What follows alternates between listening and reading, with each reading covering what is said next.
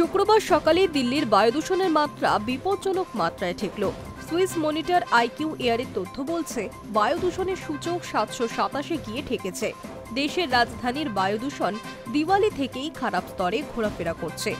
একে বাজির দূষণ, তার ওপর ফসলের গোড়া পোড়ানোর ফলে দিল্লি ও সন্নিহিত এলাকায় আকাশ বাতাস ধুলো ও ধোঁয়ায় ভরে গিয়েছে। ভোর থেকেই আকাশ দেখলে মনে হবে মেঘাচ্ছন্ন। দিল্লির সরকারি সূত্র অবশ্য জানাচ্ছে, পরিবেশে সামান্য উন্নতি দেখা গিয়েছে, কারণ আগের তুলনায় জোরে বাতাস বইছে। বৃহস্পতিবার বিকেলে দিল্লির বায়ু দূষণের সূচক ছিল 311, যা খুব খারাপ স্তরে পড়ে। কেন্দ্রীয় দূষণ নিয়ন্ত্রণ পর্ষদের ডেটা অনুযায়ী দিল্লি বর্তমানে রেড জোনে এসে গিয়েছে।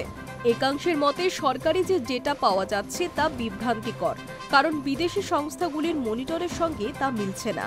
ফলে দিল্লির প্রকৃত দূষণের চিত্রটি প্রকৃতির মতোই ধোঁয়াশায় থেকে যাচ্ছে, যে কারণে কেন্দ্রীয় দূষণ নিয়ন্ত্রণ পর্ষদের হিসেব অনুযায়ী শুক্রবার সকাল 8টায় দূষণের সূচক ছিল 307।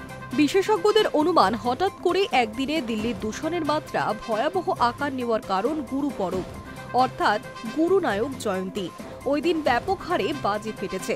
শুধু দিল্লিতেই নয়, সন্নিহিত এনসিআর এলাকা এবং পাঞ্জাব, হরিয়ানাতেও প্রচুর বাজি ফাটায় তা বাতাসে ভেসে ধূলিকণা ও ধাতুকণার পরিমাণ বাড়িয়ে দিয়েছে।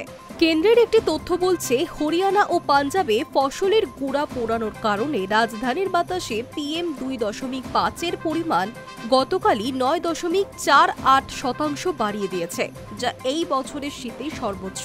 শুক্রবার এর পরিমাণ বৃদ্ধি পেয়ে 38%-এ পৌঁছতে পারে, কারণ উত্তর পশ্চিমী বায়ু প্রবাহ দিল্লির আকাশে আরও ধোঁয়া বয়ে নিয়ে আসতে পারে।